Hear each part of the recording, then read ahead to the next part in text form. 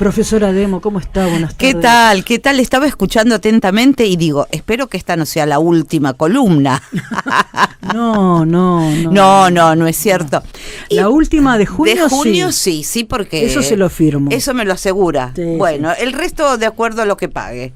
Vamos a ver si renovamos contrato para julio. No, pero falta para julio. Nosotros hacemos contrato así mensual. Mire que dentro de 15 días usted tiene que volver, no se olvide de Sí, eso. tenés razón, tengo que volver dentro de 15 días. ¿Viste? Bueno, acá estamos recontra entusiasmada. Ah, mirá. Porque, ¿qué sucedió? Yo, cuando me estoy acercando a la fecha de la columna, siempre hago una revisión de lo que estuvimos hablando en columnas anteriores. Y entonces, revisando por dónde habíamos ido, me doy cuenta, leo que hicimos un recorrido por la historia de los teatros emblemáticos de la ciudad de La Plata, como el Coliseo Podestá, el Teatro Argentino, el Teatro Princesa.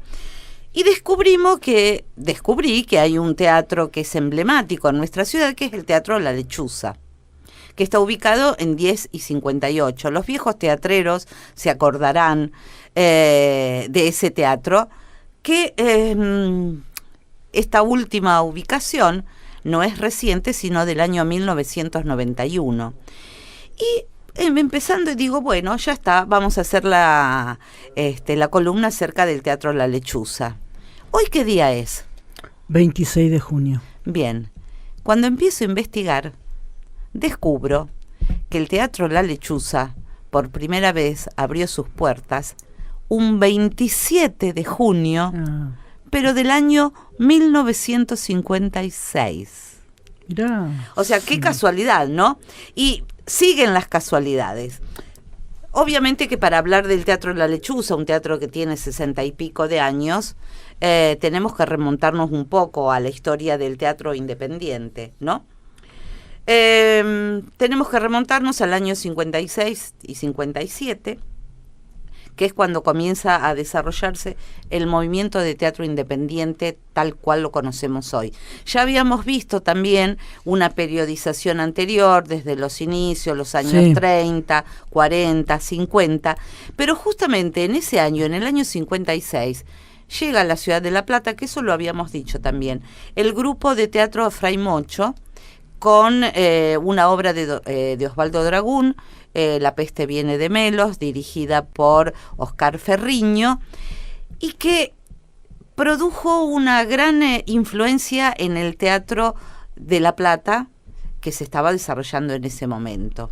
Es así que tres locos, algún crítico le dijo cómo era que los bautizaron los delirantes. Es así que frente a esto, un grupo de jóvenes decide formar un grupo de teatro independiente. Esta influencia en otros grupos anteriores como Los Duendes o Nuevo Teatro, y en este grupo justamente La Lechuza, que aún sobrevive, de los tres es el que sobrevive. Y yo estoy leyéndolo porque se considera que el Teatro La Lechuza, el grupo de teatro por supuesto, fue el primer gran grupo que sentó las bases para lo que es el teatro independiente hoy.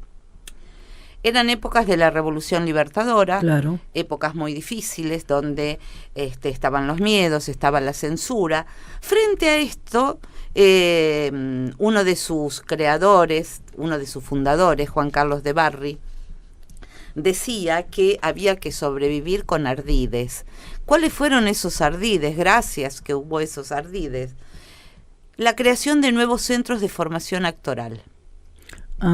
¿Y cuántos había en ese momento? Había, pero pocos. Pero pocos. Y los que se formaron son los siguientes: la Escuela de Teatro Experimental de la Provincia de Buenos Aires, el Departamento de Teatro de la Escuela Superior de Bellas Artes, hoy la Facultad, y el Conservatorio de Música, que era de Música y Artes Escénicas. Mirá. En los años 60 recién, el que está en el distribuidor.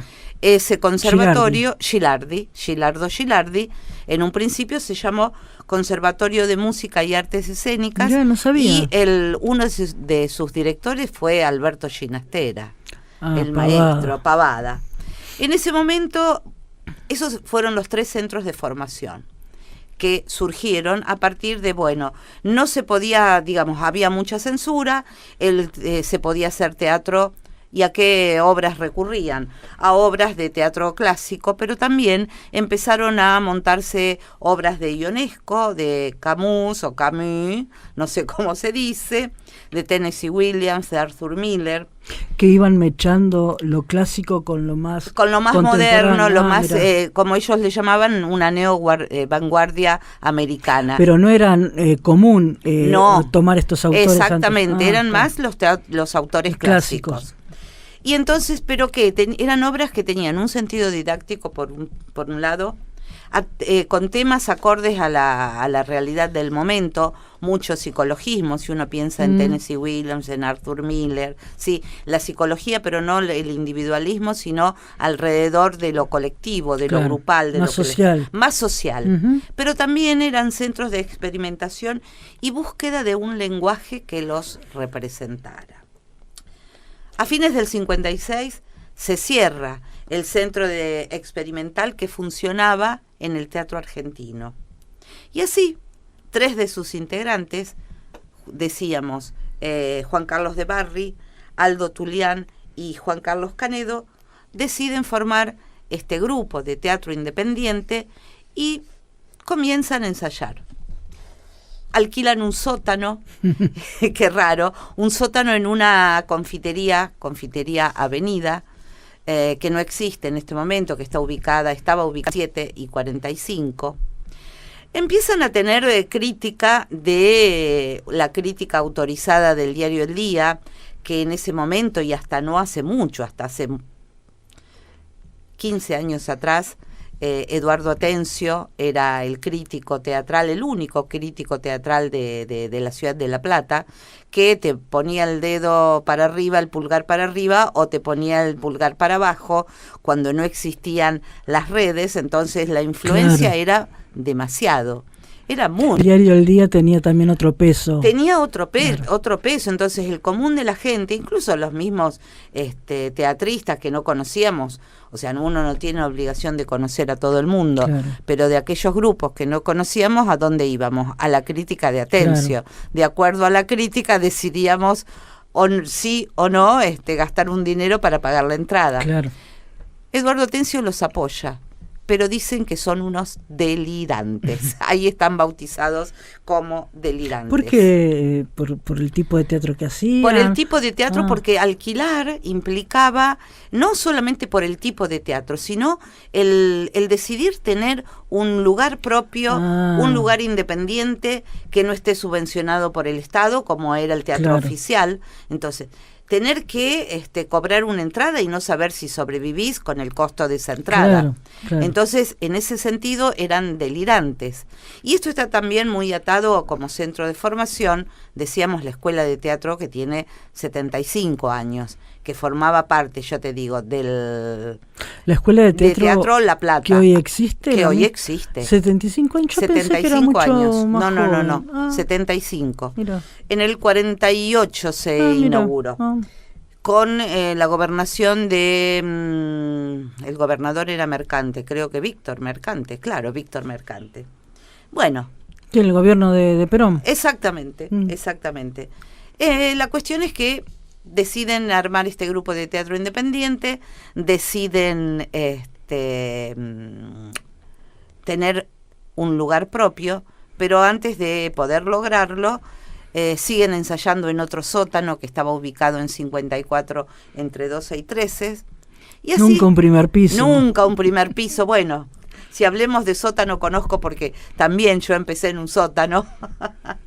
El 27 de junio de 1957, o sea, mañana, apareció La Lechuza con la obra Legítima Defensa de Paolo Levi, dirigida por Lisandro Selva, que fue un director muy importante, muy emblemático acá en la ciudad.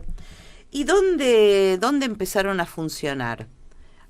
ensayaban en el sótano, pero acondicionaron un lugar que se llama, que actualmente existe, que es La Protectora.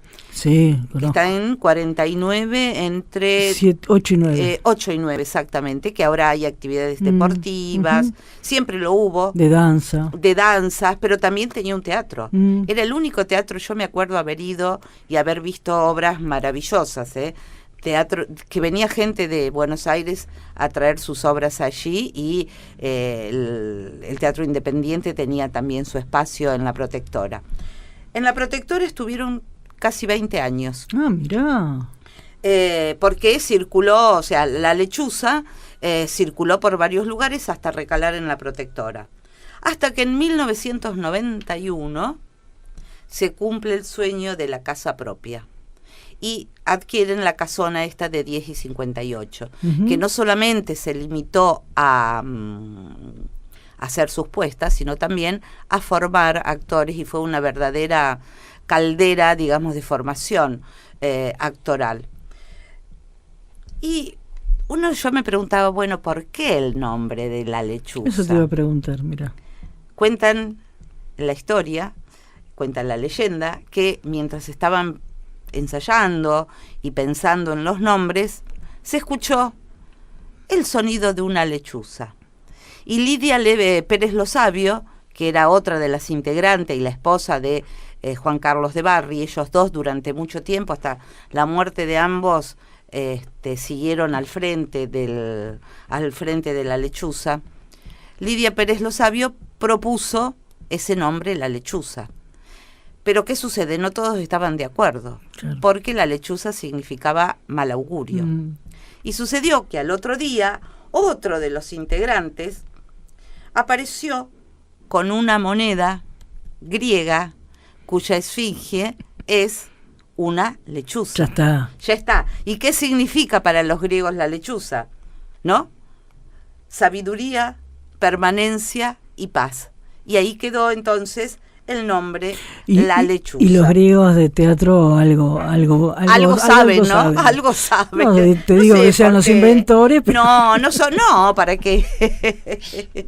Y bueno, ahí quedó La Lechuza. Actualmente sigue funcionando, está a cargo de Laura Clide, que es la hija de Juan Carlos de Barry y Lidia Pérez Lo Sabio. Se dan clases de formación, se hacen puesta en escenas, tienen una sede de formación en Citibel, no sé el nombre exactamente, pero en las redes hoy encontramos todo. Así que me parecía que esta historia de este teatro, La Lechuza, venía muy bien. Y además digo, qué impresionante, 26 de junio Justo. Hoy, y 27 de junio por primera vez sale a escena el grupo La Lechuza. ¿Es común que en los grupos de teatro que funcionan en un lugar fijo, o mejor dicho, te hago al revés la pregunta, sí, en los lugares donde hay un teatro, es común que los dueños o algún integrante de ese lugar de clases forme un grupo para ese teatro o no? No, lo que es... A ver, hay de todo. Lo que es bastante común es que el dueño o el encargado o el referente de clases, pero también abra sus puertas a otros. Por ejemplo, Espacio 44, sí, que está en 44, 4 y 5, su dueño o su director, Daniel Gismondi, da clases en la escuela de teatro, pero no da clases en su espacio, claro, sino que ofrecen el espacio para otros profesores. El almacén, el viejo almacén El Obrero, que está, digamos, todo un colectivo, hay mucha gente, muchos de ellos sí dan clases, además de actuar o dirigir o escribir. Plan B, que es otro lugar, que es el nuevo, que es el que está mi hija, Magalí Cotet. Plan B está en 4950, lo abrieron en marzo de este año. El director, uno de los directores, uno es Magalí y otro es Rodrigo Atencio. El Rodrigo sí da clases en el lugar, pero también ofrecen el espacio para otros profesores. Teatro Estudio, de Gastón Marioni, él sí da clases. En realidad ahí fue al revés. Él empezó el lugar, no en ese lugar, sino empezó como escuela, y esa escuela se fue transformando en teatro. Y hoy hacen las dos cosas al mismo tiempo. Después, que otro teatro, no quiero olvidarme de ninguno. Bueno, pero suele suceder eso. Ajá. Dínamo, por ejemplo, los dueños no dan clases, pero sí cada tanto dan seminarios, no ellos, sino que vienen profesores, claro, y dan un seminario. Por ejemplo, Jazmín García Satie, que está ahí, cada tanto da algún seminario de entrenamiento, así, seminarios de poco tiempo, de pocos 2 o 3 días, seminarios intensivos. Es bastante común. Lo que sí también es bastante común, esto cuando me dio tanta risa, cuando, escucharon el sonido de una lechuza. Los actores somos cabuleros. Sí. Y fíjate cómo se fue, la lechuza, no, pero trae mala suerte. Fíjate qué mala suerte que hasta aún hoy pervive, y estuvieron dudando, no es que de una, claro, le dijimos, sí, vamos con ese nombre. Yo siempre sé cómo puede sentarse a trabajar un escritor que hace narrativa. Sí. Hasta puedo llegar a imaginarme cómo labura un poeta.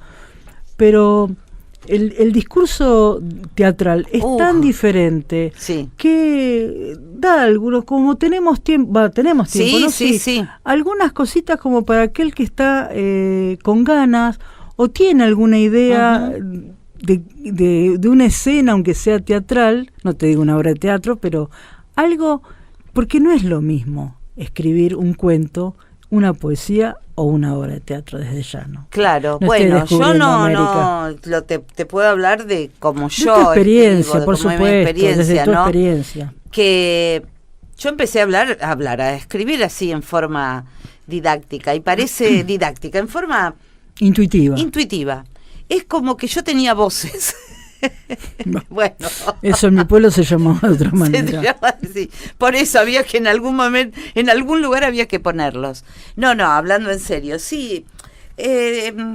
A ver, yo no sé si el narrador, todos partimos de algo que nos llama la atención, de una imagen, que puede ser no solamente una imagen visual, algo que escuchamos, claro, una frase, una música, esa música, a ver qué me provoca, qué me produce.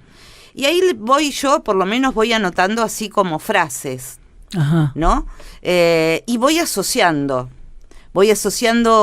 esa frase con algo que tengo en el recuerdo, en la memoria, y las voy anotando. Y a ver, y ahí me pongo a pensar, ¿quién puede decir esto? Y lo puede decir una persona mayor, un chico, un grande.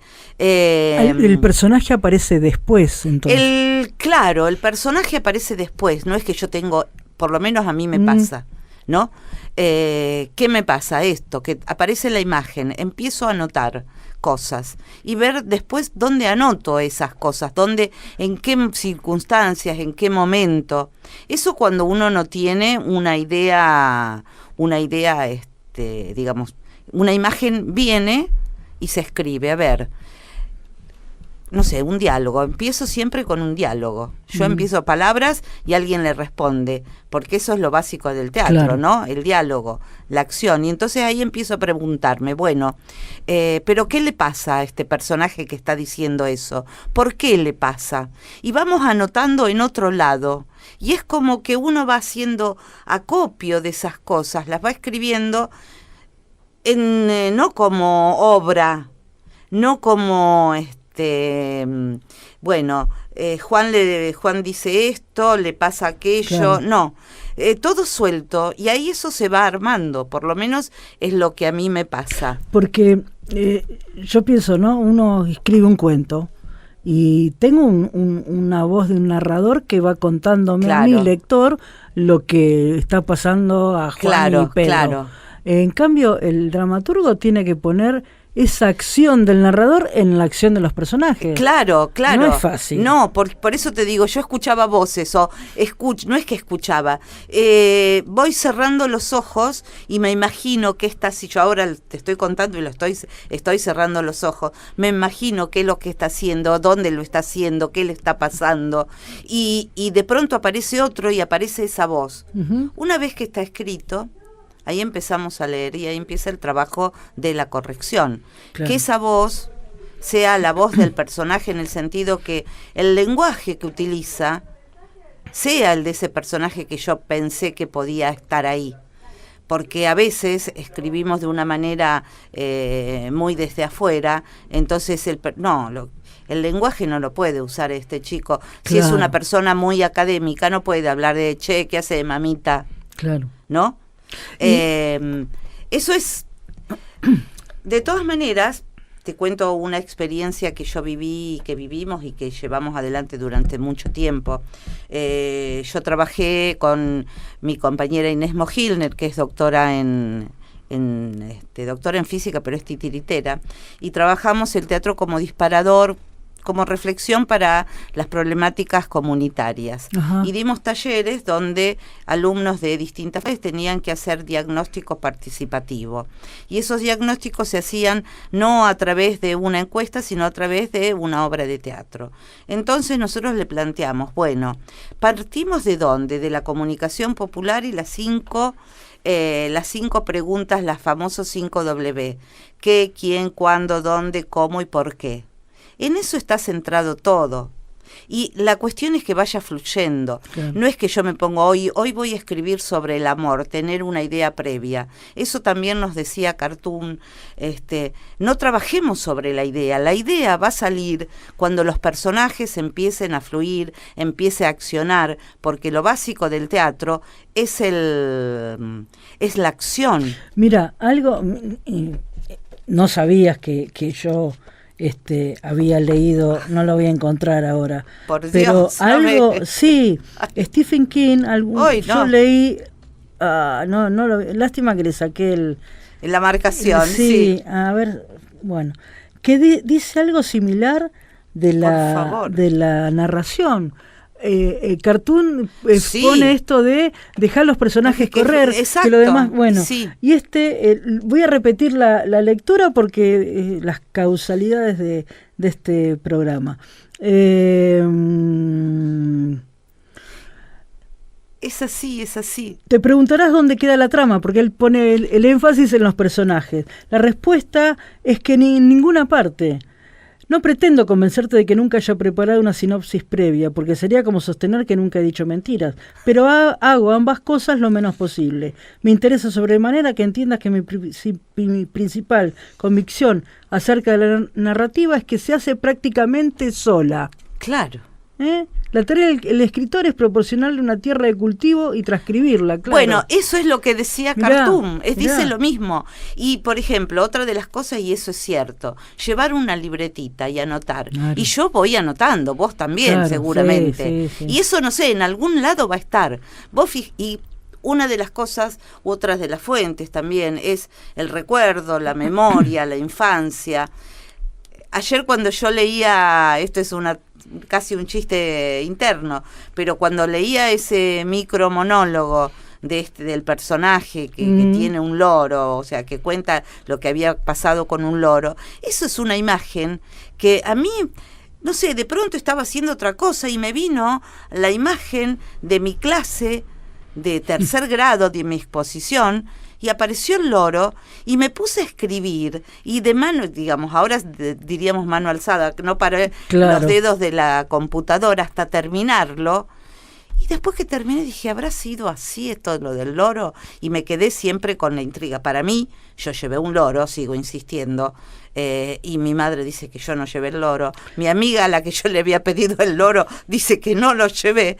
Pero en mi interior, en mi imagen, en mi recuerdo, yo tenía un loro que había llevado a la escuela. Y eso, fíjate cómo se transformó en un micro relato, claro, en donde la historia no tiene nada que ver con lo que me pasó, digamos, pero fue el disparador. Pero fue el disparador, claro. Eso de la imagen generadora, claro, ¿no? Y uno empieza a asociar, eso es lo que dice, encontrar, es lo importante, ¿no? En eso que vemos, en esa imagen, ¿con qué la asociamos? Pero no pensada, sino claro, fluida a través de la escritura. Claro. Y eso es lo que a nosotros nos pasa. Dentro de esa imagen que aparece, después me hago estas preguntas: ¿qué, quién, cuándo, dónde, cómo, por qué? Y cuando he escrito obras que tengan que ver con temas históricos, obviamente que está la idea no, digamos, la temática, no la claro. idea. Entonces ahí tengo que investigar. Entonces, en esa investigación sí aparecen los personajes previos, pero sí me pregunto, bueno, ¿qué les pasó a estos personajes? ¿Dónde estuvieron? ¿Con quiénes interactúan? Y ahí, o qué sintieron, porque también tienen que transmitir eso. No, el sentimiento tiene claro. que estar. ¿Qué les pasa? Claro. En ese qué está. ¿Qué les pasa? ¿Qué sienten? Con quiénes se relacionan, y en esa relación cómo es la interactuación. No, es magnífico realmente. Y cuando vas encontrando, que yo creo que a los narradores les pasa lo mismo, ¿no? Cuando vas viendo que el personaje va fluyendo, que sale, que no te pertenece, va que lo lees y tipo. decís, ¿y yo escribí esto? ¿Cómo salió esto? No importa si es que los demás te digan es bueno, malo, regular, mejor que malo. Pero es como algo que no salió de vos. Claro, porque decís, no puede ser. Claro. Una cosa es un trabajo, ojo, que también cuando uno tiene que pensar en una columna, como en este caso, también tiene que ordenarse, ¿no es cierto? Y yo creo que en la creación, en la creatividad está el caos, y después ese caos se va ordenando en las correcciones. Claro. El arte, como ya lo decía Borges, lo dicen todos, el arte de escribir es el arte de corregir. Sí. No, porque uno escribe y lo primero que escribe es muy difícil que te guste de primera, ¿no? O decís, uy, me estoy repitiendo. Un día mi hija me dice, hay una, no es una canción, es una copla, un poema popular español, el de El enamorado y la muerte, sí, que lo puse en 2 obras, ¿no? Y cuando empecé, no sé, le cuento, porque bueno, no es que lo puse en 2 obras, a mí me emociona, y a los personajes hacían referencia a eso, y en una de las obras, en la otra, lo sentían como algo que le resonaba de la infancia. Y me dice mi hija, me imagino que en esta no va a estar el romance del enamorado y la muerte, ¿no? No, en esta no, porque no tiene nada que ver. Pero bueno, son esas cosas, ¿no? Como van fluyendo. Por ejemplo, nos pasó con Omar Musa cuando nosotros presentamos Entre luces y sombras, que es un texto de actor, decimos, porque lo empezamos a escribir a partir de las improvisaciones, que salía del encuentro entre estos 2 personajes, Galileo Galilei y Artemisia Gentileschi, y la escribimos entre los 2, y no es que nos pusimos de acuerdo, yo escribo hasta acá o yo escribo Galileo y vos escribís Gentileschi. Empezamos a escribir, empezamos a corregir, y vos sabés que la leemos y a los 2 nos pasó que no sabemos qué escribió uno y qué escribió el otro. Está fundida la escritura. Está fundida. Claro.